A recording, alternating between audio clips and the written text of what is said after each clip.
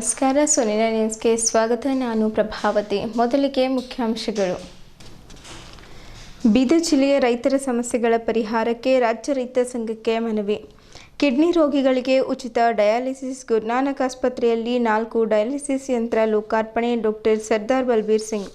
ಮೇ 30ರಂದು ಬೀದರ್ನಲ್ಲಿ ಎಸ್ಐಆರ್ ವಿರೋಧಿಸಿ ಪ್ರತಿಭಟನೆ. ಓಂ ಪ್ರಕಾಶ್ ರೊಟ್ಟೆ.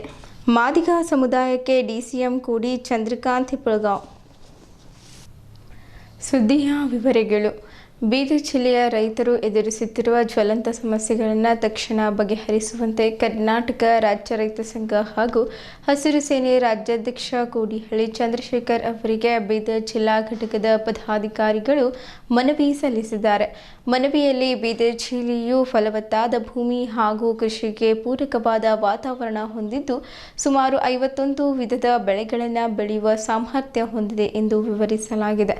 ಜಿಲ್ಲೆಯ ಏಕೈಕ ಕಾರಂಜ ಜಲಾಶಯದಿಂದ ಪಟ್ಟಣಗಳಿಗೆ ಕುಡಿಯುವ ನೀರಿನ ಸೌಲಭ್ಯ ದೊರೆಯುತ್ತಿದೆಯಾದರೂ ರೈತರಿಗೆ ನೀರಾವರಿ ಸೌಲಭ್ಯ ಸಿಗುತ್ತಿಲ್ಲ. ಇದರಿಂದ ರೈತರು ಸ್ವಂತ ಖರ್ಚಿನಲ್ಲಿ ಕೊಳವೆ ಬಾವಿ ಹಾಗೂ ತೆರೆದ ಬಾವಿ ತೋಡಿಸಿ ಕೃಷಿ ನಡೆಸಬೇಕಾದ ಪರಿಸ್ಥಿತಿ ನಿರ್ಮಾಣವಾಗಿದೆ ಎಂದು ದೂರಲಾಗಿದೆ. ಕಳೆದ 4-5 ವರ್ಷಗಳಿಂದ ಅತಿವೃಷ್ಟಿ ಮತ್ತು ಅನಾವೃಷ್ಟಿಯಿಂದ ರೈತರು ಸಂಕಷ್ಟಕ್ಕೆ ಸಿಲುಕಿದ್ದು ಸರಿಯಾದ ಬೆಳೆ ಬಂದಾಗಲೂ ಬೆಳೆಗಳಿಗೆ ಸೂಕ್ತ ಬೆಲೆ ಸಿಗದೆ ನಷ್ಟ ಅನುಭವಿಸುತ್ತಿದ್ದಾರೆ ಎಂದು ಮನವಿಯಲ್ಲಿ ಉಲ್ಲೇಖಿಸಲಾಗಿದೆ. ಜಿಲ್ಲೆಯಲ್ಲಿ ಕಬ್ಬು, ತೊಗರಿ, ಸೋಯಾಬೀನ್, ಉದ್ದು, ಹೆಸರು, ಕಡಲೆ, ಹತ್ತಿ ಸೇರಿದಂತೆ ವಿವಿಧ ವಾಣಿಜ್ಯ ಬೆಳೆಗಳನ್ನು ಬೆಳೆಯಲಾಗುತ್ತಿದ್ದು ತೋಟಗಾರಿಕಾ ಕ್ಷೇತ್ರದಲ್ಲಿ ಮಾವು ಹಾಗೂ ಹಸಿಶುಂಠಿ ಪ್ರಮುಖ ಬೆಳೆಗಳಾಗಿವೆ ಎಂದು ತಿಳಿಸಲಾಗಿದೆ. ರೈತ ಸಂಘವು ಸರ್ಕಾರದ ಮುಂದೆ ಹಲವು ಬೇಡಿಕೆಗಳನ್ನು ಇಟ್ಟಿದ್ದು ಕನಿಷ್ಠ ಬೆಂಬಲ ಬೆಲೆ ಶಾಸನಬದ್ಧಗೊಳಿಸಲಾಗುವುದು, ವರ್ಷಪೂರ್ತಿ ಖರೀದಿ ಕೇಂದ್ರಗಳನ್ನು ತೆರೆಯುವುದು, ಕಬ್ಬು ಸರಬರಾಜು ಮಾಡಿದ ರೈತರಿಗೆ 15 ದಿನಗಳೊಳಗಾಗಿ ಬಿಲ್ ಪಾವತಿಸುವುದು ಸೇರಿದಂತೆ ಪ್ರಮುಖ ಬೇಡಿಕೆಗಳನ್ನು ಮುಂದಿಟ್ಟಿದೆ. ಜಿಲ್ಲೆಯ ಜೀವನಾಡಿಯಾಗಿದ್ದ ಬೀದರ್ ಸಹಕಾರ ಸಕ್ಕರೆ ಕಾರ್ಖಾನೆ ಕಳೆದ 3 ವರ್ಷಗಳಿಂದ ಸ್ಥಗಿತಗೊಂಡಿರುವುದರಿಂದ ಅದನ್ನು ಪುನರ್ ಆರಂಭಿಸಲು ಸರ್ಕಾರದ ಮೇಲೆ ಒತ್ತಡ ಹೇರಬೇಕೆಂದು ಒತ್ತಾಯಿಸಲಾಗಿದೆ. ಜೊತೆಗೆ ಬೆಳೆ ವಿಮೆ ಹಣವನ್ನು ತಕ್ಷಣ ರೈತರ ಖಾತೆಗೆ ಜಮೆ ಮಾಡಿಸುವುದು, ಕಾಡು ಪ್ರಾಣಿಗಳ ಹಾವಳಿಯಿಂದ ಬೆಳೆ ರಕ್ಷಿಸಲು ಸೋಲಾರ್ ಬೇಲಿ ವ್ಯವಸ್ಥೆ ಕಲ್ಪಿಸುವುದು ಹಾಗೂ ರೈತರ ಸಂಪೂರ್ಣ ಸಾಲ ಮನ್ನಾ ಮಾಡುವಂತೆ ಆಗ್ರಹಿಸಲಾಗಿದೆ. ಬೀದರ್ ಜಿಲ್ಲೆಯ ಕಬ್ಬಿನ ಕಾರ್ಖಾನೆಗಳಲ್ಲಿ ಇಳುವರಿ ಕಡಿಮೆ ತೋರಿಸಲಾಗುತ್ತಿದ್ದು ರೈತರಿಗೆ ಅನ್ಯಾಯವಾಗುತ್ತಿದೆ. ಇದನ್ನು ತಡೆಯಲು ಕ್ರಮ ಕೈಗೊಳ್ಳಬೇಕು. ಜಿಲ್ಲೆಯ ಸುಮಾರು 30 ಲಕ್ಷ ಮೆಟ್ರಿಕ್ ಟನ್ ಕಬ್ಬು ಬೆಳೆಯುತ್ತಿದ್ದರೂ ನಿರೀಕ್ಷಿತ ಇಳುವರಿ ಸಿಗದ ಕಾರಣ ಕಬ್ಬು ಸಂಶೋಧನಾ ಕೇಂದ್ರ ಸ್ಥಾಪನೆಗೆ ಶಿಫಾರಸು ಮಾಡಬೇಕೆಂದು ಮನವಿಯಲ್ಲಿ ತಿಳಿಸಲಾಗಿದೆ. ಈ ಸಂದರ್ಭದಲ್ಲಿ ಜಿಲ್ಲಾಧ್ಯಕ್ಷ ಸಿದ್ದರಾಮಪ್ಪ ಅಣದೂರೆ, ಜಿಲ್ಲಾ ಪ್ರಧಾನ ಕಾರ್ಯದರ್ಶಿ ದಯಾನಂದ ಸ್ವಾಮಿ ಸಿರ್ಸಿ, ಜಿಲ್ಲಾ ಕಾರ್ಯಾಧ್ಯಕ್ಷ ಶ್ರೀವಂತ್ ಬಿರಾದರ್, ಜಿಲ್ಲಾ ಉಪಾಧ್ಯಕ್ಷ ಶಂಕರಪ್ಪ ಪಾರ, ರಾಜ್ಯ ಪ್ರತಿನಿಧಿ ಶೇಷರಾವ್ ಕಣಜಿ, ರಾಜ್ಯ ಉಪಾಧ್ಯಕ್ಷ ಚಂದ್ರಶೇಖರ್ ಜಮಖಂಡೆ, ಬಾಲ್ಗಿ ತಾಲೂಕು ಅಧ್ಯಕ್ಷ ಬಾಬುರಾವ್ ಜೋಳದಾಬ್ಕ, ಮಹಿಳಾ ಘಟಕದ ಜಿಲ್ಲಾಧ್ಯಕ್ಷೆ ಶೋಭಾವತಿ ಕಾರ್ಭಾರಿ, ಜಿಲ್ಲಾ ಉಪಾಧ್ಯಕ್ಷ ಸಿದ್ದಣ್ಣ ಭೂಶೆಟ್ಟಿ, ಬೀದರ್ ಅಧ್ಯಕ್ಷ ನಾಗಯ್ಯಸ್ವಾಮಿ, ಕಮಲ್ ನಗರ್ ಅಧ್ಯಕ್ಷ ಪ್ರವೀಣ್ ಕುಲಕರ್ಣಿ, ಬಸವ ಕಲ್ಯಾಣ ಅಧ್ಯಕ್ಷ ಸುಭಾಷ್ ರಗಟೆ, ಮಹಿಳಾ ಘಟಕ ಔರಾದ್ ಅಧ್ಯಕ್ಷೆ ಭಾಗ್ಯಶ್ರೀ ದೇಶಮುಖ್, ಔರಾದ್ ಅಧ್ಯಕ್ಷ ಪ್ರಕಾಶ್ ಬಾವ್ಗೆ, ಹುಮ್ನಾಬಾದ್ ಅಧ್ಯಕ್ಷ ಸತೀಶ್ ನನ್ನೂರೆ ಹಾಗೂ ಮಹಿಳಾ ಘಟಕ ಭಾಲ್ಕಿ ಅಧ್ಯಕ್ಷೆ ಮಹಾನಂದ ದೇಶಮುಖ್ ಉಪಸ್ಥಿತರಿದ್ದರು. ಎಲ್ಲಾ ಕಾರ್ಖಾನೆಯಲ್ಲಿ ಇಳುವರಿ ಕಡಿಮೆ ತೋರುತ್ತಿದ್ದು ಇಲ್ಲಿನ ರೈತರಿಗೆ ದೊಡ್ಡ ಪ್ರಮಾಣದಲ್ಲಿ ಅನ್ಯಾಯವಾಗುತ್ತಿದೆ. ಆದ ಕಾರಣ ಮುಂದೆ ರೈತರಿಗೆ ಅನ್ಯಾಯವಾಗದಂತೆ ಕ್ರಮ ಕೈಗೊಳ್ಳಲು ಸರ್ಕಾರಕ್ಕೆ ಒತ್ತಡ ಹೇರಿ ಸಮಸ್ಯೆ ಬಗೆಹರಿಸಬೇಕು.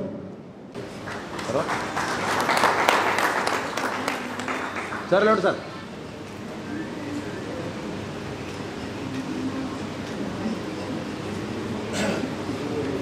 ಶ್ರೀಮಂತ್ ಬಿರಾದರ ಜಿಲ್ಲಾಧ್ಯಕ್ಷರು, ಶಂಕರಪ್ಪ ಪಾರ ಜಿಲ್ಲಾ ಉಪಾಧ್ಯಕ್ಷರು, ಸಿದ್ದಣ್ಣ ಪುಶೆಟ್ಟಿ ಜಿಲ್ಲಾ ಉಪಾಧ್ಯಕ್ಷರು, ದಯಾನಂದ ಸ್ವಾಮಿ ಸಿರ್ಸಿ ಜಿಲ್ಲಾ ಪ್ರಧಾನ ಕಾರ್ಯದರ್ಶಿ ಹಾಗೂ ಮುಂದೆ ತಾಲೂಕಾ ಮಟ್ಟದಲ್ಲಿ ಬಾಬುರಾವ್ ಜೋಳದಾಬ್ಕ ಅಧ್ಯಕ್ಷರು ಭಾಲ್ಕಿ, ಸುಭಾಷ್ ರಗಟೆ ಅಧ್ಯಕ್ಷರು ಬಸವ ಕಲ್ಯಾಣ, ಪ್ರವೀಣ್ ಕುಲಕರ್ಣಿ ಅಧ್ಯಕ್ಷರು ಕಮಲ್ ನಗರ್, ನಾಗಯ್ಯ ಹಿರೇಮಠ್ ಅಧ್ಯಕ್ಷರು ಬೀದರ್, ಪ್ರಕಾಶ್ ಬಾವ್ಗೆ ಅಧ್ಯಕ್ಷರು ಔರಾದ್, ಭಾಗ್ಯಶ್ರೀ ದೇಶಮುಖ್ ಅಧ್ಯಕ್ಷರು ಮಹಿಳಾ ಘಟಕ ಔರಾದ್, ಸುವರ್ಣ ಬಳತೆ ಅಧ್ಯಕ್ಷರು ಮಹಿಳಾ ಘಟಕ ಭಾಲ್ಕಿ, ವನಿತಾ ಮಾಶೆಟ್ಟಿ ಕಾರ್ಯಾಧ್ಯಕ್ಷರು ಮಹಿಳಾ ಘಟಕ ಭಾಲ್ಕಿ, ಸತೀಶ್ ನಲ್ಲೂರೆ ಅಧ್ಯಕ್ಷರು ಹುಮ್ನಾಬಾದ್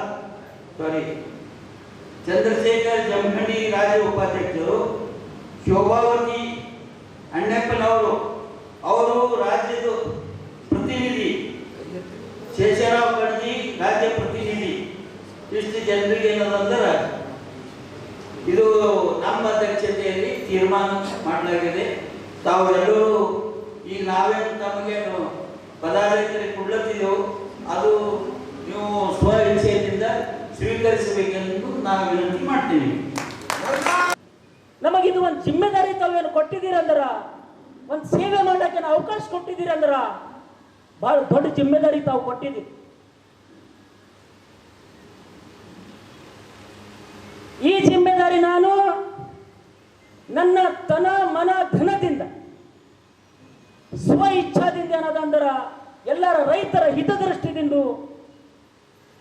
ನಮ್ಮನ್ನ ಶಕ್ತಿ ಮೀರಿ ರೈತರ ಸೇವೆ ಮಾಡ್ಲಕ್ಕ ನಾ ಪ್ರಯತ್ನ ಮಾಡ್ತೀನಿ ಅಂತ ಕಸಿ ಈ ಸಂದರ್ಭದಲ್ಲಿ ನಾ ಹೇಳಕ್ ಇಚ್ಛೆ ಪಡ್ತೇನೆ. ಈ ದೊಡ್ಡ ಸಮುದಾಯ ಇದೆಯಲ್ಲ ರೈತರು, ಈ ರೈತರು ಯಾವತ್ತೂ ಕೂಡ ನನ್ನ ಡಿಮ್ಯಾಂಡ್ ಅಂತ ಹೇಳಿ ರಸ್ತೆಗೆ ಬರಬಾರ್ದು. ಈ ರೈತರು ಡಿಮ್ಯಾಂಡ್ ಅಂತ ಹೇಳಿ ಬಂದ್ರೆ ಸರ್ಕಾರಕ್ಕೆ ಅಪಾಯ. ಆ ಕಾರಣಕ್ಕೆ ರೈತರನ್ನ ಬೀದಿಗೆ ಬರ್ದಂಗೆ ನೋಡ್ಕೋಬೇಕು. ಅಕಸ್ಮಾತ್ ಬಂದ್ರು ಅಂದ್ರೆ ನಿರ್ದಾಕ್ಷಿಣ್ಯವಾಗಿ ಕೊಂದಾಕಿಬಿಡಿ, ನಿರ್ದಾಕ್ಷಿಣ್ಯವಾಗಿ ಕೊಂದಾಕಿಬಿಡಿ. ಆಗ ರೈತರಲ್ಲಿ ಗಾಬರಿ ಆಗಬೇಕು, ಭಯ ಬರಬೇಕು, ನಾಳೆಗೆ ಯಾರೂ ಬರಬಾರ್ದು. ಇಂಥ ವಾತಾವರಣವನ್ನ ಸರ್ಕಾರ ಸೃಷ್ಟಿ ಮಾಡಬೇಕು, ಕಠಿಣವಾಗಿ ನಡ್ಕೋಬೇಕಂತ ಹೇಳಿ ಅವತ್ತಿನ ಸರ್ಕಾರದ ಆ ಮನೋಭಾವ ಆ ಬ್ರಿಟಿಷರಿಂದ ಹಾಗೇ ಮುಂದುವರೆದು ಬಂದಿತ್ತು. ಬಂಧುಗಳೇ, ಇದಾದ ಮೇಲೆ ಏನ್ ಮಾಡ್ಬೇಕಂತ ಹೇಳಿ ಸುಂದರೇಶ್ ಅವರು ಒಂದು ಸಲಹೆಯನ್ನ ನೀಡಿದ್ರು. ಈ ಚಳವಳಿಗೆ ಒಬ್ಬ ಬುದ್ಧಿವಂತ ಬೇಕು. ನಾಳೆ ಶಿವಮೊಗ್ಗದಲ್ಲಿ ನಡೆಯುವಂತ ಸಭೆಗೆ ಪ್ರೊಫೆಸರ್ ನಂಜುಂಡಸ್ವಾಮಿ ಅಂತ ಇದ್ದಾರೆ, ಅವರು ಸಮಾಜವಾದಿ ಚಳವಳಿಯನ್ನ ಮಾಡ್ತಾ ಇದ್ದಾರೆ, ಅವ್ರನ್ನ ಕರ್ಕೊಂಬರೋಣ ಅಂತ ಸಭೆ ಒಪ್ಪಿಗೆ ಕೊಡ್ತು. ಪ್ರೊಫೆಸರ್ ನಂಜುಂಡಸ್ವಾಮಿ ಅವರು ಬಂದರು.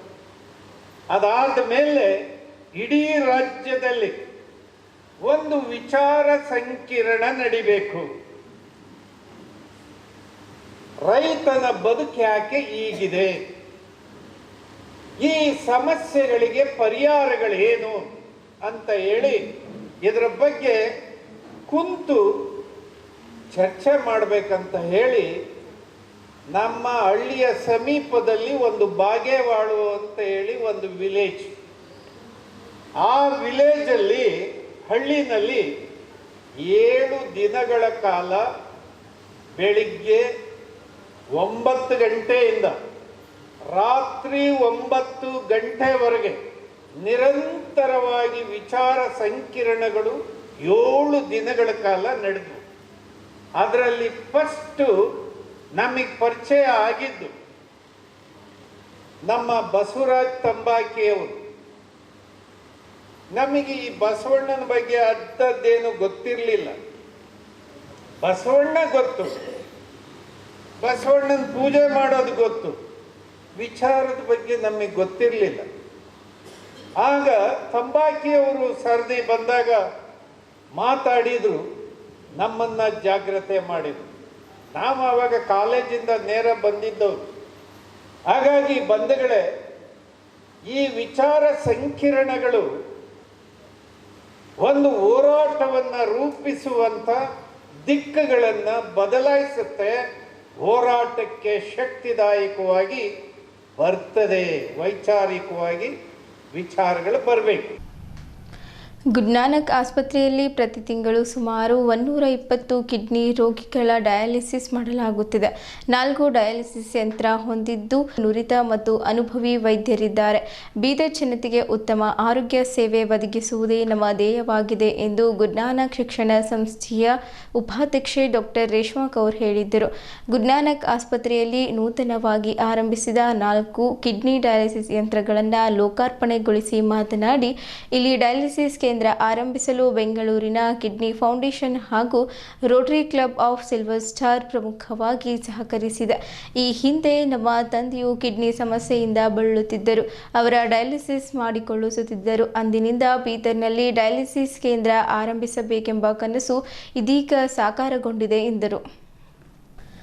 ಮೊದಲು ಹೈದರಾಬಾದ್ ಮತ್ತು ಸೋಲಾಪುರ ಕಡೆಗೆ ಹೋಗಿ ರೋಗಿಗಳು ಡಯಾಲಿಸಿಸ್ ಮಾಡಿಸಿಕೊಂಡು ಬರುತ್ತಿದ್ದರು. ಇದು ಬಹಳ ಖರ್ಚು ಹಾಗೂ ಸಮಯ ಸಹ ಹಿಡಿಯುತ್ತಿತ್ತು. ಈ ಅನಿವಾರ್ಯತೆಯು ಇದೀಗ ಗುಡ್ನಾನಕ್ ಆಸ್ಪತ್ರೆ ದೂರು ಮಾಡಿದೆ. ನಮ್ಮನ್ನು ನಾವು ಬೆಳೆಯುವ ಜೊತೆಗೆ ಉತ್ತಮ ಸಮಾಜ ನಿರ್ಮಾಣ ಮಾಡುವುದು ನಮ್ಮ ಜವಾಬ್ದಾರಿಯಾಗಿದೆ ಎಂದು ಮುಂಬರುವ ದಿನಗಳಲ್ಲಿ ಇನ್ನು ಹೆಚ್ಚಿನ ಆಧುನಿಕ ವೈದ್ಯಕೀಯ ಯಂತ್ರೋಪಕರಣಗಳನ್ನು ತಂದು ಈ ಭಾಗದ ರೋಗಿಗಳ ಚಿಕಿತ್ಸೆ ಮಾಡಲಾಗುವುದೆಂದು ಕೌರ್ ತಿಳಿಸಿದ್ದರು.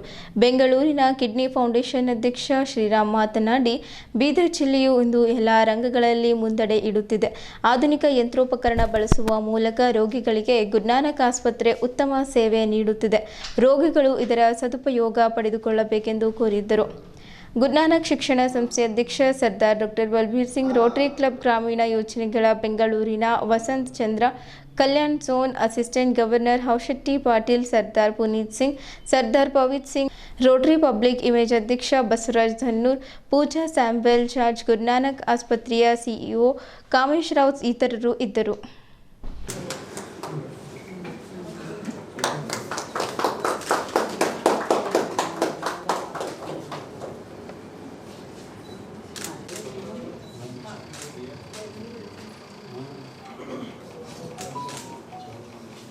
Power of collective compassion and community spirit.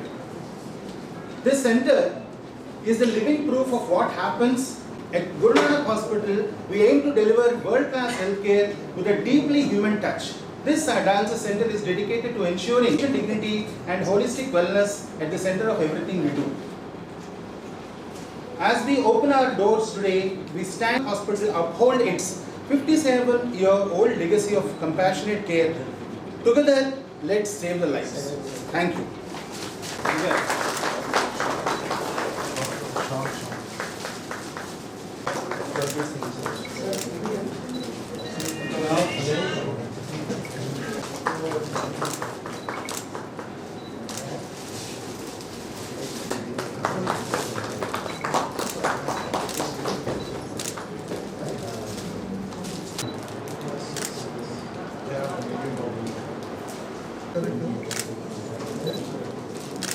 Madam, please.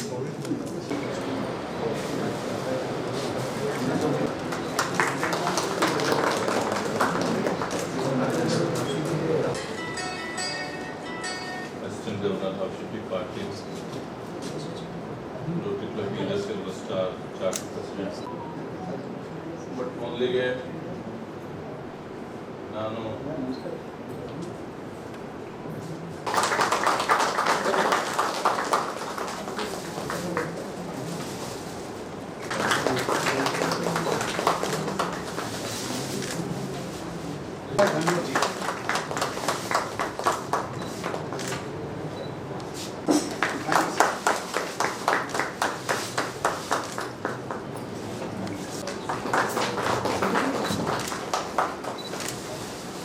ಇವತ್ತು ಭಾಳ ಸಂತೋಷ ಆಗ್ತಾಯಿದೆ.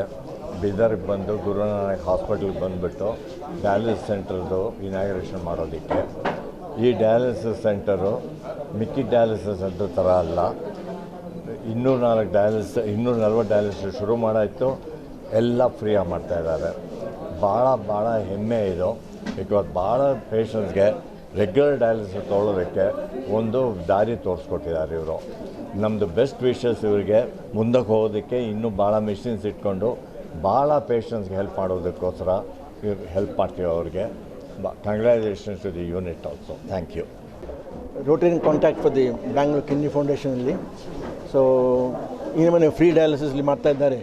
ಅದು ಓನ್ಲಿ ಗೌರ್ಮೆಂಟ್ ಮಾತ್ರ ಮಾಡ್ತಾರೆ, ಬಾಕಿ ಕಡೆಯಲ್ಲಿ ಪ್ರೈವೇಟಾಗಿ ಮಾಡ್ತಾ ಇರೋದು ಭಾಳ ಕಡಿಮೆ. ಕರ್ನಾಟಕದಲ್ಲಿ ಪ್ರೈವೇಟಾಗಿ ಮಾಡುವಂಥ ಇದು ಗುರುನಾನಕ್ ಹಾಸ್ಪಿಟಲ್ ಮಾತ್ರ. ಸೊ ಇದನ್ನು ನಾವು ತುಂಬ ಸಪೋರ್ಟ್ ಮಾಡ್ತೇವೆ ಬ್ಯಾಂಗ್ಳೂರ್ ಕಿಡ್ನಿ ಫೌಂಡೇಶನ್ ಪರವಾಗಿ, ಸೊ ದ್ಯಾಟ್ ತುಂಬ ಜನರಿಗೆ ಇದು ಭಾಳ ಬೆನಿಫಿಟ್ ಸಿಗಲಿ ಅಂತ ಹೇಳಿ ವ್ಯಕ್ತ ಮಾಡ್ತಾ ಇದ್ದೇವೆ. Thank you.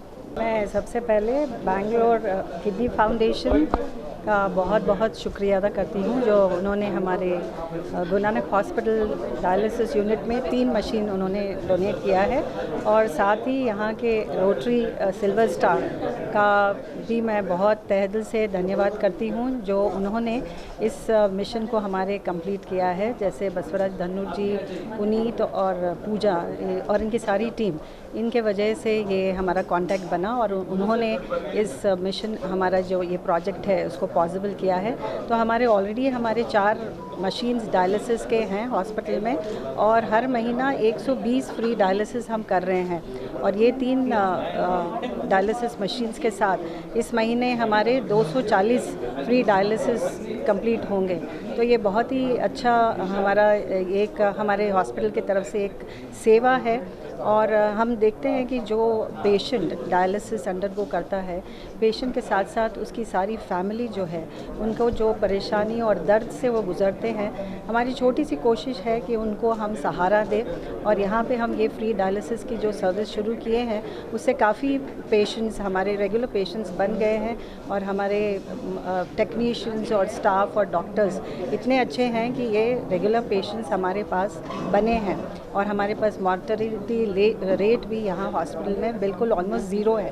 तो ये सेवा हम करते रहेंगे, कोशिश यही रहेंगी. और इसके साथ साथ जैसे हमारा सुपर स्पेशलिटी हॉस्पिटल है, तो सारे डॉक्टर्स अवेलेबल हैं. कोई कॉम्प्लिकेशन हो, कुछ प्रॉब्लम हो गई, तो एकदम फटाफट मतलब immediately doctor is available to look into the problem.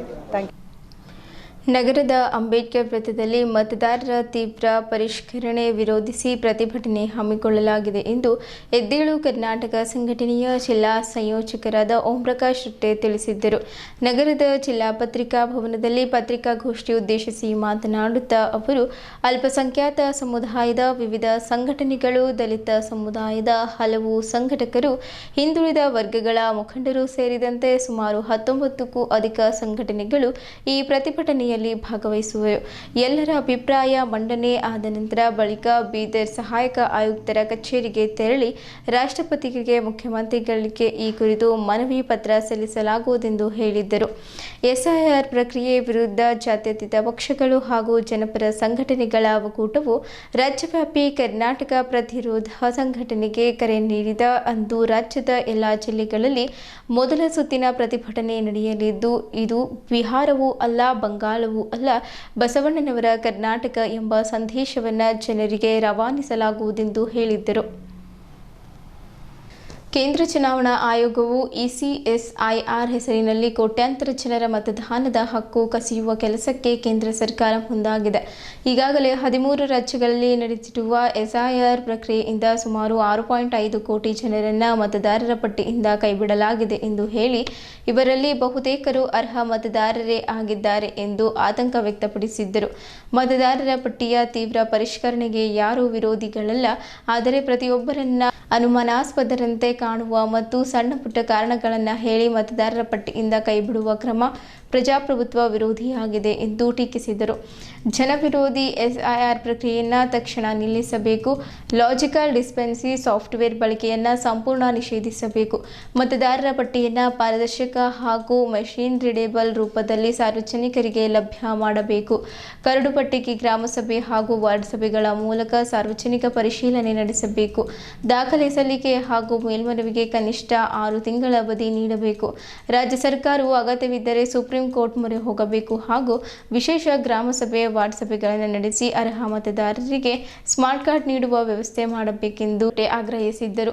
ಎದ್ದೇಳು ಕರ್ನಾಟಕ ಸಂಘಟನೆಯ ಸಲಹಾ ಮಂಡಳಿ ಸದಸ್ಯರಾದ ಮೊಹಮ್ಮದ್ ನಿಜಾಮುದ್ದೀನ್ ಮಾತನಾಡಿ, ಬಿಹಾರದಲ್ಲಿ ದಾಖಲೆಗಳಿದ್ದರೂ ಲಾಜಿಕಲ್ ಡಿಸ್ಪೆನ್ಸಿ ಹೆಸರಿನಲ್ಲಿ ಸಾವಿರಾರು ಜನರಿಗೆ ಮತದಾನದ ಹಕ್ಕು ನಿರಾಕರಿಸಲಾಗಿದೆ. ವಿಶೇಷವಾಗಿ ವಿವಾಹಿತ ಮಹಿಳೆಯರು, ಅಲೆಮಾರಿ ಬಂಜಾರಿ ಸಮುದಾಯಗಳು, ಆದಿವಾಸಿಗಳು, ದಲಿತರು, ಗ್ರಾಮೀಣ ಬಡವರು ಹಾಗೂ ಅಲ್ಪಸಂಖ್ಯಾತರು ಈ ಪ್ರಕ್ರಿಯೆಯಿಂದ ಹೆಚ್ಚು ತೊಂದರೆ ಅನುಭವಿಸುತ್ತಿದ್ದಾರೆ ಎಂದು ದೂರಿದ್ದರು. ಇನ್ನೋರ್ವ ಸದಸ್ಯರಾದ ಪ್ರೊಫೆಸರ್ ವಿಠಲದಾಸ್ ಬ್ಯಾಗೆ ಮಾತನಾಡಿ, ಎಸ್ಐಆರ್ ಪ್ರಕ್ರಿಯೆಯ ನಿಜವಾದ ಉದ್ದೇಶ ನುಸುಳುಕೋರರನ್ನ ಪತ್ತೆ ಹಚ್ಚುವುದು ಅಲ್ಲ, ಬದಲಾಗಿ ವಿರೋಧ ಪಕ್ಷಗಳಿಗೆ ಬೆಂಬಲ ನೀಡುವ ಸಮುದಾಯಗಳ ಮತಗಳನ್ನು ಕಡಿತಗೊಳಿಸಿ ರಾಜಕೀಯ ಲಾಭ ಪಡೆಯುವುದೇ ಆಗಿದೆ. ಇದನ್ನ ಸಿಎಎ ಹಾಗೂ ಎನ್ಆರ್ಸಿ ಮಾದರಿಯ ಅಪಾಯಕಾರಿ ಕ್ರಮವೆಂದೇ ಟೀಕಿಸಿದ್ದರು. ದಲಿತ ಸಂಘರ್ಷ ಸಮಿತಿ ರಾಜ್ಯ ಸಂಘಟನಾ ಸಂಚಾಲಕ ಮಾರುತಿ ಬೌದ್ಧೆ ಮಾತನಾಡಿ, ಕರ್ನಾಟಕ ಪ್ರತಿರೋಧ ಹೋರಾಟದ ಮೂಲಕ ಶರಣರು, ಸೂಫಿಗಳು ಹಾಗೂ ಸಂತರ ನಾಡಾದ ಕರ್ನಾಟಕ ಎಸ್ಐಆರ್ನಂತಹ ಜನವಿರೋಧಿ ನೀತಿಗಳನ್ನು ಒಪ್ಪುವುದಿಲ್ಲ ಎಂದು ಸಂದೇಶ ನೀಡಲಾಗುವುದು. ಸಾಹಿತಿಗಳು, ಚಿಂತಕರು, ಕಲಾವಿದರು, ಪ್ರಗತಿಪರ ಸಂಘಟನೆಗಳು ಹಾಗೂ ಜಾತ್ಯತೀತ ಪಕ್ಷಗಳ ಕಾರ್ಯಕರ್ತರು ಪ್ರತಿಭಟನೆಯಲ್ಲಿ ಭಾಗವಹಿಸಲಿದ್ದಾರೆ ಎಂದು ಹೇಳಿದ್ದರು. ರಿಪಬ್ಲಿಕ್ನ ಪಾರ್ಟಿ ಆಫ್ ಇಂಡಿಯಾ ಅಂಬೇಡ್ಕರ್ ರಾಜ್ಯ ಸಂಯೋಜಕ ಮಹೇಶ್ ಗೋರ್ನಾಳ್ಕರ್ ಮಾತನಾಡಿ, ಕರ್ನಾಟಕ ಪ್ರತಿರೋಧವು ರಾಜ್ಯದ ಪ್ರತಿಯೊಬ್ಬ ನಾಗರಿಕರ ಮತದಾನದ ಹಕ್ಕು ಮತ್ತು ಬದುಕುವ ಹಕ್ಕು ರಕ್ಷಿಸುವ ಪ್ರಜಾತಾಂತ್ರಿಕ ಹೋರಾಟವಾಗಿದ್ದು ಎಲ್ಲರೂ ಕೈಜೋಡಿಸಬೇಕು ಎಂದು ಅವರು ಕರೆ ನೀಡಿದ್ದರು. ಲಿಂಗಾಯತ ಸಮಾಜದ ಮುಖಂಡ ಬಸವಕುಮಾರ್ ಪಾಟೀಲ್, ಕರ್ನಾಟಕ ಪ್ರದೇಶ ಕಾಂಗ್ರೆಸ್ ಸಮಿತಿಯ ರಾಜ್ಯ ಪ್ರಧಾನ ಕಾರ್ಯದರ್ಶಿ ಅಬ್ದುಲ್ ಮನ್ನನ್ ಸೇಠ್, ಕರ್ನಾಟಕ ರಾಷ್ಟ್ರ ಸಮಿತಿ ಜಿಲ್ಲಾಧ್ಯಕ್ಷ ಹನುಮಂತ್ ಮಟ್ಟಿ, ಆಮ್ ಆದ್ಮಿ ಪಾರ್ಟಿ ಜಿಲ್ಲಾಧ್ಯಕ್ಷ ಸಿದ್ದಪ್ಪ ಫುಲಾರಿ, ಎಸ್ಡಿಪಿಐ ಜಿಲ್ಲಾ ಪ್ರಧಾನ ಕಾರ್ಯದರ್ಶಿ ಮೊಹಮ್ಮದ್ ಮೊಹಸಿನ್ ಮಾತನಾಡಿದ್ದರು. ಭಾರತೀಯ ಬೌದ್ಧ ಮಹಾಸಭೆ ಖಜಾಂಚಿ ನರಸಪ್ಪ ಮೇಟಿ, ಕ್ರಿಶ್ಚಿಯನ್ ಸಮಾಜದ ಗಣ್ಯರಾದ ಆರ್ ವಿಜಯಕುಮಾರ್ ಹಾಗೂ ಇತರರು ಪತ್ರಿಕಾಗೋಷ್ಠಿಯಲ್ಲಿ ಉಪಸ್ಥಿತರಿದ್ದರು. ಕರ್ನಾಟಕದಲ್ಲಿ ಎಸ್ಐಆರ್ ಸ್ಪೆಷಲ್ ಇಂಟೆನ್ಸಿವ್ ರಿವಿಷನ್ ಇದರ ಒಂದು ವೇಳಾಪಟ್ಟಿ ಬಿಡುಗಡೆಯಾಗಿದೆ. ನಾವು ಮೊದಲಿಂದಲೂ ಕೂಡ ಇದಕ್ಕೆ ವಿರೋಧಿಸ್ತಾ ಬಂದಿದ್ದೇವೆ. ನಮ್ಮ ಒಂದು ವಿರೋಧ ಮತಪಟ್ಟಿಯ ಪರಿಷ್ಕರಣೆಗೆ ಅಲ್ಲ. ನಾವು ಮೊದಲನೇದಾಗಿ ಸ್ಪಷ್ಟವಾಗಿ ಹೇಳಬಯಸ್ತೇವೆ, ಮತಪಟ್ಟಿಯ ಪರಿಷ್ಕರಣೆಗೆ ನಮ್ಮ ವಿರೋಧ ಇಲ್ಲ. ಅದು ನಡೀತಾ ಬಂದಿದೆ, ಅದು ನಡೀತಾ ಇರಬೇಕು. ಆದರೆ ಇದು ಎಸ್ಐಆರ್, ಇದು ಮತಪಟ್ಟಿಯ ಪರಿಷ್ಕರಣೆ ಅಲ್ಲ. ಇದು ಮತದಾರರನ್ನು ಮತದಾನದಿಂದ ದೂರ ಇಡುವಂಥ ಒಂದು ಷಡ್ಯಂತ್ರ. ಇದು ಪ್ರಜಾಪ್ರಭುತ್ವ ವಿರೋಧಿ, ಸಂವಿಧಾನ ವಿರೋಧಿ, ಅವೈಜ್ಞಾನಿಕವಾದಂಥ ವಿಧಾನ. ಹಾಗೂ ಇದರಿಂದ ಬಹಳಷ್ಟು ಜನರು ಈ ಪ್ರಜಾಪ್ರಭುತ್ವದಲ್ಲಿ ಹಕ್ಕಿನ ಒಂದು ಮಹತ್ವ ಇದೆ, ಹಕ್ಕಿನ ಆ ಮತದಾನದ ಹಕ್ಕಿನಿಂದ ವಂಚಿತ ಆಗ್ತಾ ಇದ್ದಾರೆ. ನಾವು ಅವರನ್ನು ಉಳಿಸ್ಕೊಳ್ಳಲಿಕ್ಕೆ ನಾವು ಪ್ರಯತ್ನ ಮಾಡುವಂಥದ್ದು. ಕಾರಣ ನಾವು ಯಾವುದೇ ರಾಜಕೀಯವಾಗಿ ಇದನ್ನು ನಾವು ವಿರೋಧ ಮಾಡ್ತಾ ಇಲ್ಲ. ನಮ್ಮ ಪ್ರಜಾಪ್ರಭುತ್ವವನ್ನು ಉಳಿಸಲಿಕ್ಕೆ, ಭಾರತದ ಶ್ರೇಷ್ಠ ಸಂವಿಧಾನವನ್ನು ಉಳಿಸಲಿಕ್ಕೆ, ಸಂವಿಧಾನ ಪ್ರತಿಯೊಬ್ಬ ನಾಗರಿಕನಿಗೆ ನೀಡಿರುವಂಥ ಹಕ್ಕನ್ನು ನಾವು ಕಾಪಾಡಲಿಕ್ಕೆ ನಾವು ಹೋರಾಟ ಮಾಡ್ತೇವೆ. ಅದು ಎಸ್ಐಆರ್ ವಿರುದ್ಧ. ಎಸ್ಐಆರ್ ಅಂದರೆ ಸ್ಪೆಷಲ್ ಇಂಟೆನ್ಸಿವ್ ರಿವಿಷನ್, ವಿಶೇಷ ತೀವ್ರ ಪರಿಷ್ಕರಣೆ ಅಂತ. ಇದರ ಹಿಂದೆ ಅಡಗಿರುವ ದುರುದ್ದೇಶವನ್ನು ಜನರ ಮುಂದೆ ತರೋ ಒಂದು ಕಾರಣಕ್ಕಾಗಿ ಇಂಥ ಒಂದು ಪ್ರತಿಭಟನೆಯನ್ನು ಹಮ್ಮಿಕೊಳ್ಳಲಾಗಿದೆ. ಏನಪ್ಪ ದುರುದ್ದೇಶ ಇದರ ಹಿಂದೆ ಅಂದರೆ, ಈ ದೇಶದಲ್ಲಿರುವ RSS ಸಿದ್ಧಾಂತ ಪ್ರಣೀತ ರಾಜಕೀಯ ಪಕ್ಷವಾಗಿರುವ BJP ಅದು ಏನು ಬಯಸ್ತದೆ ಅಂತಂದರೆ, ಗೋಲ್ವಾಲ್ಕರ್ ಅವರು ಹೇಳಿರುವ ಹಾಗೆ ಈ ದೇಶದ ಕೇವಲ ಬ್ರಾಹ್ಮಣ, ಬನಿಯ ಮತ್ತು ಕ್ಷತ್ರಿಯ ಅವರಿಗೆ ಮಾತ್ರ ಎಲ್ಲ ರೀತಿಯ ಅಧಿಕಾರಗಳಿರಬೇಕು, ಉಳಿದವರು ಅವರು ಸೇವೆಯನ್ನು ಮಾಡ್ತಾ ಇರಬೇಕು. ಇಂಥ ದೇಶ ನಿರ್ಮಾಣ ಆಗೋದಕ್ಕೆ ನಮ್ಮ ಒಪ್ಪಿಗೆ ಇದೆ. ಒಂದು ವೇಳೆ ಈ ದೇಶದ ಪ್ರತಿಯೊಬ್ಬ ಪ್ರಜೆಗೆ ಎಲ್ಲ ರೀತಿಯ ಹಕ್ಕುಗಳು ಸಿಗುತ್ತವೆ ಅಂತಂದರೆ ಅಂಥ ಸರ್ಕಾರ, ಅಂಥ ದೇಶ ನಮ್ಗೆ ಬೇಕಾಗಿಲ್ಲ. ಬ್ರಿಟಿಷರೇ ಬೇಕಾದರೆ ತಮ್ಮ ರಾಜ್ಯವನ್ನು ಮುಂದುವರಿಸಲಿ ಅಂತಕ್ಕಂಥ ವಿಚಾರ. ಆದರೆ ಅವರ ವಿಚಾರಗಳಿಗೆ ಮನ್ನಣೆ ಸಿಗಲಿಲ್ಲ. ಭಾರತ ದೇಶ ಸ್ವಾತಂತ್ರ್ಯ ಆಯಿತು. ಭಾರತ ದೇಶದ ಪ್ರತಿಯೊಬ್ಬ ಪ್ರಜೆಗೆ ಸಂವಿಧಾನ ಎಲ್ಲ ಹಕ್ಕುಗಳನ್ನು ಕೊಟ್ಟಿತ್ತು. ಇದು ಅರಗಿಸ್ಕೊಳ್ಳಿಕ್ಕೆ BJP ಪಕ್ಷಕ್ಕೆ ಮತ್ತು RSSಗೆ ಆಗ್ತಾ ಇಲ್ಲ. ಸಂವಿಧಾನಕ್ಕೆ ವಿರೋಧಿಯಾಗಿರ್ತಕ್ಕಂಥ ಈ ಪರಿಷ್ಕರಣೆ ಹಿಂದೆ ಇದೇ ಏನು ಉದ್ದೇಶ ಇದೆ ಅಂತಂದರೆ, ಮತವನ್ನು ಕಸಿದುಕೊಳ್ಳೋದ್ರ ಮುಖಾಂತರ ಈ ದೇಶದ ಬಹುಸಂಖ್ಯಾತರಿಗೆ ಅಥವಾ ಬಹುಜನರಿಗೆ ನಾಗರಿಕ ಹಕ್ಕನ್ನೇ ಕಸಿದುಕೊಳ್ಳೋದು ತುಂಬ ಗಂಭೀರವಾಗಿರ್ತಕ್ಕಂಥ ವಿಚಾರ. ಪ್ರಜಾಪ್ರಭುತ್ವದಲ್ಲಿ ಒಂದು ವೇಳೆ ವ್ಯಕ್ತಿಗೆ ಮತ ಹಾಕುವ ಅಧಿಕಾರ ಇಲ್ಲ ಅಂತಂದರೆ ಅವನು ಇದ್ದು ಸತ್ತಂತೆ. ಜನಸಂಘ ಸಮಿತಿ ಬೆಂಬಲಿದೆ. ಆದರೆ ಕರ್ನಾಟಕ ಸರ್ಕಾರದ ಇಲ್ಲಿನ ಸರ್ಕಾರ ಭಾಳ ಎಚ್ಚರ ಆಗಬೇಕಾಗಿದೆ. ಪಶ್ಚಿಮ ಬಂಗಾಳದಲ್ಲಿ ಚುನಾವಣೆಗಿಂತ ಮುಂಚೆ ಏನು SIR ಪ್ರಕ್ರಿಯೆ ನಡೆಯಿತು, ಅಲ್ಲಿನ ಜನಗಳಿಗೆ ಅನುಕೂಲ ಆಗುವಂತಂದು 6200 ಕಂಪ್ಯೂಟರ್ಗಳನ್ನು ಮಾಡಿ ಸಿಬ್ಬಂದಿನ ಒದಗಿಸಿ ಜನಗಳ ಕಲ್ಯಾಣಕ್ಕಾಗಿ ಕೆಲಸ ಕಾರ್ಯ ಮಾಡಿದ್ರು. ಆದರೆ ಈಗ ನಮ್ಗೆ ಎದೆ ಮೇಲೆ ಬಂದು ಕುಂತರೂ ಕೂಡ ಕರ್ನಾಟಕ ಸರ್ಕಾರ ಈ ಒಂದು ಕ್ರಮ ಕೈಗೊಂಡಿಲ್ಲ. ಯಾರ ಸರ್ಕಾರದ ಯಾರ ಅಧಿಕಾರಿಗಳು ನೇಮಿಸಿ, ಕೇಂದ್ರ ಸರ್ಕಾರ ಅಧಿಕಾರಿ ಅಲ್ಲದೆ ಖಾಸಗಿ ಮನುಷ್ಯರಿಗೆ ಅವರು ನೇಮಕ ಮಾಡ್ತಾ ಇದ್ದಾರೆ. ಅದು ನಾವು ಪ್ರತಿಭಟಿಸಬೇಕು, ಖಂಡಿಸಬೇಕು. ಅದು ಆ ಪ್ರಕ್ರಿಯೆಯನ್ನು ನಿಲ್ಲಬೇಕು. ಸರ್ಕಾರ ಅಧಿಕಾರಿಗಳು ಬರಲಿ, ಕೇಂದ್ರ ಸರ್ಕಾರನೂ ಬರಲಿ ಅಥವಾ ರಾಜ್ಯ ಸರ್ಕಾರ ಬರಲಿ. ಆದರೂ ಖಾಸಗಿ ಅಧಿಕಾರಿಗಳು BLO ಅಂತ ಹೇಳಿ ನಮ್ಮ ಅರ್ಜಿಗಳು ನಾವು ಇದ್ದೇವೋ ಬಿಟ್ಟೇವೋ ಗೊತ್ತಿಲ್ಲ, ನಾವು ಇಲ್ಲೋದ್ರೂ ಭೀ ನಮ್ಮದು ಸತ್ತರ ಅಥವಾ ನಾನು ಇಲ್ಲಿಂದ ಬೇರೆ ಕಡೆ ಅರ್ಜಿ ನಾನು ಹಾಕಿ ಬೇರೆ ಕಡೆ ನನ್ನ ಹೆಸರು ಟ್ರಾನ್ಸ್ಫರ್ ಮಾಡ್ಕೊತೆ ಅಂತಂದು ಆ ಕೆಲಸ ಡೂಪ್ಲಿಕೇಟ್ ಆಗಿ ಮಾಡ್ತಾ ಇದ್ದಾರೆ. ಅದೆಲ್ಲವೂ ಕೂಡ ಕಣ್ಮುಂದು ನಮ್ಮ ಮುಂದೆ ಈಗ ನಮ್ಮ ರೊಟ್ಟೆ ಸಭೆದಾಗ ಗ್ರಾಮ ಸಭೆಯಲ್ಲಿ ಮಹಿಳಾ ಸಭೆಯಲ್ಲಿ ಬಂದು ನಮ್ಮ ಆಯ್ಕೆ ನಾವು ಏನಿದ್ದೇವೋ ಇಲ್ಲ ಬಂದು ಪರಿಷ್ಕರಣೆ ಆಗಿದೆ. ಅದಕ್ಕೆ ತಾವು ಕೊಟ್ಟಿದ್ದ ಪೇಪರ್ಸು ಯಾರೋ ಕೊಟ್ಟರು ಅವ್ರದ್ದು ತಗೊಂಡು ಒಂದು ಮಂಡಲೆ ಇಡೀ ಆ ಏರಿಯಾದ ಇದ್ದಂಥ ಹೆಸರು ತೆಗಿತಾರೆ. ಅದಕ್ಕಾಗಿ ರಾಜ್ಯ ಸರ್ಕಾರ ಈಗ ಎಚ್ಚೆತ್ತುಕೊಳ್ಬೇಕು. ಯಾಕಂದ್ರೆ ಈಗ ನೋಡ್ರೆ ವೆಸ್ಟ್ ಬೆಂಗಾಲ್ ಕೇರಳ ಎಲ್ಲ ನೋಡ್ಕೊಂಡ್ರೆ ಇವ್ರು ಹೆಂಗೆ ಮಾಡ್ತಾರೆ. ಅದಕ್ಕೆ ಇವ್ರು ಎಚ್ಚೆತ್ಕೊಂಡು ಜನಗಳ ಕಲ್ಯಾಣಕ್ಕಾಗಿ ಜನಗಳ ಹಿತಕ್ಕಾಗಿ ರೂಪಿಸಬೇಕು. ಕೇಂದ್ರ ಸರ್ಕಾರ SIR ಅನ್ನೋದು ಹೆಸರು ತೆಗಿಲತ್ತಾರೆ ಬಿಡತ್ತಾರೆ. ನಿಮ್ಮ ತಾಕತ್ತಿದ್ರು ಅವ್ರಿಗೆ ಹೊರಗಡೆ ಹಾಕಿದ್ರು ಒಂದು ಜೈಲು ತೆಗೆದು ಜೈಲ ಹಾಕ್ಬಿಡ್ಬೋದು ಸುಮ್ಮನೆ ಯಾವುದೊಂದಿಲ್ಲ. ಆದರೆ ಬೇಕಂತರ ಇಲ್ಲ ಜನಗಳದು ಪ್ರಜಾಪ್ರಭುತ್ವ ಹಕ್ಕು ಕಸ್ಕೊಂಡು ಅವರಿಗೆ ಜೀವಂತ ಲಾಸ್ ಇದ್ದಂಗೆ ಮಾಡೋಂಥ ಕೆಲಸ ನಡೆದ ಅದಕ್ಕೆ ನಾವು ಖಂಡಿಸ್ತೇವೆ. ದೇಶ ಸ್ವತಂತ್ರವಾದಾಗಿನಿಂದ ಇಲ್ಲಿಯವರೆಗೆ ಮಾದಿಗ ಸಮುದಾಯವು ಕಾಂಗ್ರೆಸ್ ಪಕ್ಷಕ್ಕೆ ಬೆಂಬಲಿಸುತ್ತಾ ಬಂದಿದ್ದು, ಸಿದ್ದರಾಮಯ್ಯನವರು ತಮ್ಮ ಮುಖ್ಯಮಂತ್ರಿ ಸ್ಥಾನಕ್ಕೆ ರಾಜೀನಾಮೆ ನೀಡಿದ್ದರಿಂದ DCM DK ಶಿವಕುಮಾರ್ ನೇತೃತ್ವದಲ್ಲಿ ಹೊಸ ಮಂತ್ರಿಮಂಡಲ ರಚನೆಯಾಗುವುದು ಬಹುತೇಕ ಫಿಕ್ಸ್ ಆದ ಹಿನ್ನೆಲೆ ನಮ್ಮ ಸಮುದಾಯದಿಂದ ಕನಿಷ್ಠ 4 ಸಚಿವ ಸ್ಥಾನ ಹಾಗೂ ಹಿರಿಯರಾದ KH ಮುನಿಯಪ್ಪ ಅವರಿಗೆ DCM ಸ್ಥಾನ ನೀಡಬೇಕೆಂದು ಅವರಿಗೆ ಕೊಡದಿದ್ದ ಪಕ್ಷದಲ್ಲಿ ಮಾಜಿ ಸಚಿವ RB ತಿಮ್ಮಾಪುರ್ ಅವರಿಗಾದರೂ ಉಪಮುಖ್ಯಮಂತ್ರಿ ಸ್ಥಾನ ನೀಡಬೇಕೆಂದು ಸಮಾಜದ ಹಿರಿಯ ಮುಖಂಡರಾದ ಚಂದ್ರಕಾಂತ್ ಪುಳಗಾವ್ ಆಗ್ರಹಿಸಿದ್ದರು. ನಗರದ ಜಿಲ್ಲಾ ಪತ್ರಿಕಾ ಭವನದಲ್ಲಿ ಪತ್ರಿಕಾಗೋಷ್ಠಿ ಉದ್ದೇಶಿಸಿ ಮಾತನಾಡಿದ ಅವರು, ಸಿದ್ದರಾಮಯ್ಯ ಅವರ ನೇತೃತ್ವದಲ್ಲಿ ಸಮಾಜದಿಂದ ಕೇವಲ 2 ಮಾತ್ರ ಮಂತ್ರಿಗಳಾಗಿದ್ದಾರೆ. ರಾಜ್ಯದಲ್ಲಿ ನಮ್ಮ ಸಮುದಾಯದ ದೊಡ್ಡ ಸಂಖ್ಯೆಯಲ್ಲಿರುವ ಕಾರಣ ಹೊಸ ಸಚಿವ ಸಂಪುಟದಲ್ಲಿ ಕನಿಷ್ಠ 4 ಸಚಿವ ಸ್ಥಾನ ಹಾಗೂ ಕನಿಷ್ಠ 2 MSc ಮಾಡಿಸಬೇಕು. H ಆಂಜನೇಯ ಅವರಿಗೂ ಮಂತ್ರಿಗಿರಿ ನೀಡುವಂತೆ ಹಿಪ್ಪುಳಗಾವ್ ಒತ್ತಾಯಿಸಿದ್ದರು. ಕರ್ನಾಟಕ ರಾಜ್ಯ ಆದಿಜಾಂಬವ ಸಂಘದ ಜಿಲ್ಲಾಧ್ಯಕ್ಷ ಜಾಪಟ್ರಾಜ್ ಕಡ್ಯಾಳ್ ಮಾತನಾಡಿ, ನಮ್ಮ ಸಮುದಾಯವು ಯಾವತ್ತೂ ಕಾಂಗ್ರೆಸ್ ಪಕ್ಷಕ್ಕೆ ನಿಷ್ಠೆ ತೋರುತ್ತಾ ಬಂದಿದೆ. ಆದರೂ ಹಿಂದಿನ ಸಿದ್ದರಾಮಯ್ಯ ಅವಧಿಯಲ್ಲಿ 2 ಮಾತ್ರ ಮಂತ್ರಿಗಿರಿ ನೀಡಲಾಗಿತ್ತು.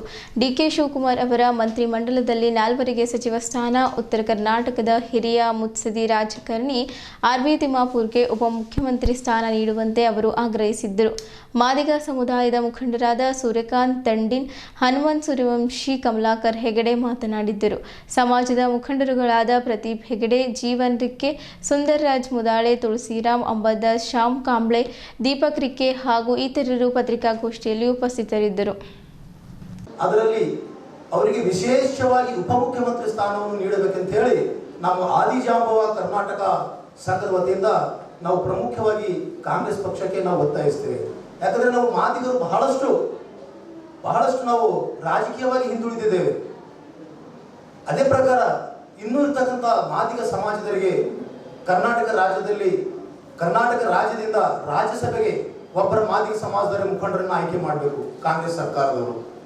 ಅದೇ ಪ್ರಕಾರ 4 ಜನಕ್ಕಾದರೂ ಒಂದು ವಿಧಾನ ಪರಿಷತ್ತಿಗೆ ಆಯ್ಕೆ ಮಾಡಬೇಕು. ಈ ಪ್ರಕಾರ ನಮ್ಮ ಮಾದಿಗ ಸಮಾಜಕ್ಕೆ ನಾವು ಮಾದಿಗ ಸಮಾಜದವರು ಸುಮಾರು ವರ್ಷಗಳಿಂದ ಕಾಂಗ್ರೆಸ್ ಪಕ್ಷಕ್ಕೆ ನಾವು ಬೆಂಬಲ ಮಾಡ್ಕೊಳ್ತಾ ಬರ್ತಾ ಇದ್ದೀವಿ. ನೀವು ಸಹ ಮಾದಿಗರಿಗೆ ಗುರುತಿಸಿ ಮಾದಿಗರಿಗೆ ಉನ್ನತ ಸ್ಥಾನವನ್ನು ನೀವು ಕೊಡಬೇಕೆಂಬುದಾಗಿ ಇವತ್ತಿನ ಒಂದು ವಿಶೇಷವಾದ ರಾಜಕೀಯ ಏರುಪೇರುಗಳು ನಡೀತಾ ಇದೆ ತಮ್ಮ ಎಲ್ಲರಿಗೂ ಗೊತ್ತಿದ್ದಂಥ ವಿಷಯ. ನಮಗಿಂತ ನಿಮಗೆಲ್ಲರಿಗೂ ನಿಮ್ಮ ಮಾಧ್ಯಮದಲ್ಲಿ ಚೆನ್ನಾಗಿ ಗೊತ್ತಿದೆ. ಈಗ ನಾವು ಹೆಚ್ಚಿಗೆ ಹೇಳಬಯಸಲ್ಲ, ಕರ್ನಾಟಕ ರಾಜ್ಯದಾಗ ಸ್ವಾತಂತ್ರ್ಯದಿಂದ ಇಲ್ಲಿವರೆಗೆ ಯಾವ ಸಮಾಜ ತುಳಿತ ಗಣ್ಯ ಪಡ್ತಾ ಇದೆಯೋ, ಯಾವ ಸಮಾಜ ಮೇಲೆ ಅನ್ಯಾಯ ಆಗ್ತಾ ಇದೆಯೋ ತಾವೆಲ್ಲರೂ ಚೆನ್ನಾಗಿ ಬಲ್ಲವರಿದ್ದೀವಿ. ಈ ನಮ್ಮ ಸಮಾಜ ಭಾಳ ಮುಗ್ಧ ಸಮಾಜ, ನಮ್ಮ ಸಮಾಜ ಭಾಳ ಎಲ್ಲರ ಜೊತೆ ಹೊಂದಾಣಿಕೆ ಹೋಗುವಂಥ ಸಮಾಜ. ಯಾವಾಗಲೂ ಮನುಷ್ಯ ಭಾಳ ಮರ್ಯಾದೆಯಿಂದ ಇರೋರಿಗೆ ಜನ ರೆಸ್ಪೆಕ್ಟ್ ಮಾಡಲ್ಲ.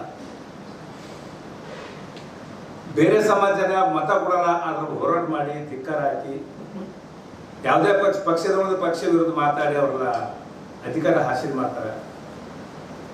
ಇವತ್ತು ನಮ್ಮ ಸಮಾಜದಾಗ ಬಹಳಷ್ಟು ಸೀನಿಯರ್ ಜನ ಇದ್ದಾರ.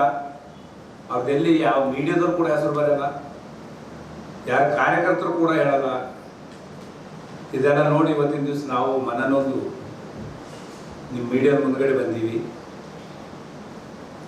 ಇವತ್ತು ನಮ್ಮ ಕರ್ನಾಟಕ ಮಾದಿಗ ಮಹಾಸಭಾದ ರಾಜ್ಯಾಧ್ಯಕ್ಷ KH ಮುನಿಯಪ್ಪ, ಪ್ರಧಾನ ಕಾರ್ಯದರ್ಶಿ H ಆಂಜನೇಯ ಹಾಗೂ ತಿಮ್ಮಾಪುರ ಎಲ್ ಹನುಮಂತಯ್ಯ, ಆಮೇಲೆ ಎ ನಾರಾಯಣಸ್ವಾಮಿ, ಅವ್ರು ಯಾವುದೇ ಪಕ್ಷದಾಗಲಿ ಎಲ್ಲ ಪಕ್ಷದ ನಾಯಕರುಗಳು ನಮ್ಮ ಸಂಘಟನೆ ಮುಂಚೂಣಿಯಲ್ಲಿದ್ದಾರೆ. ಸಮಾಜಕ್ಕೆ ಅನ್ಯಾಯ ಆಗಿದೆ ಅಂತೇಳಿ ಇವತ್ತು ನಾವೆಲ್ಲ ವೇದಿಕೆ ಮೇಲೆ ಇದ್ದವರು, ಎಲ್ಲ ಪಕ್ಷದವರಿದ್ದವರು ಕೂಡ ಸಮಾಜ ಅನ್ಯಾಯ ಒಂದು ಕಡೆ ಬಂದೀವಿ. ಈಗ ಹೆಚ್ಚಿಗೆ ಹೇಳ ಬಯಸಲ್ಲ. ನಮ್ಮ ಕರ್ನಾಟಕದಲ್ಲಿ ನಮ್ಮ ಮಂತ್ರಿಮಂಡಲದಲ್ಲಿ ಮೊದಲಿನ ಹಿಡಿದು ಭಾಳ ಅನ್ಯಾಯ ಪದ ಬಂದಿದೆ. ಮಂತ್ರಿಮಂಡಲ ಸರಿಪಡಿಸ್ಬೇಕು. ಕರ್ನಾಟಕ ರಾಜ್ಯದಾಗ ಮುಖ್ಯಮಂತ್ರಿ ಸ್ಥಾನಗಳು 4 ಕೊಡ್ತಾ ಇದ್ದಾರೆ ಅಂತ ಗೊತ್ತಾಗಿದೆ. ಉಪಮುಖ್ಯಮಂತ್ರಿ, ಆ ಮುಖ್ಯಮಂತ್ರಿ ಇದರಲ್ಲಿ ಮಾದಿಗ ಸಮಾಜಕ್ಕೆ ಉಪಮುಖ್ಯಮಂತ್ರಿ ಸ್ಥಾನ ಬೇಕೇ ಬೇಕು. ಹಿರಿಯರಾದ KH ಮುನಿಯಪ್ಪ ಅವರು ಸಮಾಜ ಹಿರಿಯರು, ಸಮಾಜ ಇವತ್ತು ಅಧ್ಯಕ್ಷರಾದ ರಾಜ್ಯ ಮಟ್ಟದ್ದು, ಅವ್ರಿಗೆ ಮಂತ್ರಿ ಕೊಡ್ಬೇಕಂತೇಳಿ ಎಲ್ಲ ಕಾರ್ಯಕರ್ತರು ರಾಜ್ಯ ಮಟ್ಟದ ಧ್ವನಿ ಇದೆ. ಅದರ ನಂತರ ಈಗ ತಿಮ್ಮಾಪುರದವ್ರು ಅವ್ರು ಸಚಿವರಾದವ್ರು ಅವ್ರಿಗೆ ಕಂಟಿನ್ಯೂ ಮಾಡಬೇಕು. ಆಮೇಲೆ ಈ ನಮ್ಮ ಸಂಘಟನೆಗಾಗಿ ನೇರವಾಗಿ ಮಾತಾಡಂತ ನಮ್ಮ ನಾಯಕರಂತ H ಆಂಜನೇಯ ಒಳ ಮೀಸಲಾತಿಗಾಗಿ ಭಾಳ ಹೋರಾಟ ಮಾಡಿದ್ದಾರೆ, ಭಾಳ ನೋವು ಕೂಡ ಅನುಭವಿಸಿದ್ದಾರೆ. ಅವ್ರಿಗೆ MLC ಮಾಡಿ ಸಚಿವರು ಸಂಪುಟದಲ್ಲಿ ತಗೊಳ್ಬೇಕಂತೇಳಿ ನಮ್ಮ ಸಮಾಜ ಬೇಡಿಕೆ ಇದೆ. ಇಲ್ಲಿಯವರೆಗೂ ಸುದ್ದಿ ಕೊಟ್ಟಿದ್ದು ನಾನು ಪ್ರಭಾವತಿ. ಮುಂದಿನ ಸುದ್ದಿಯೊಂದಿಗೆ ಮತ್ತೆ ಭೇಟಿಯಾಗೋಣ. ವಂದನೆಗಳು.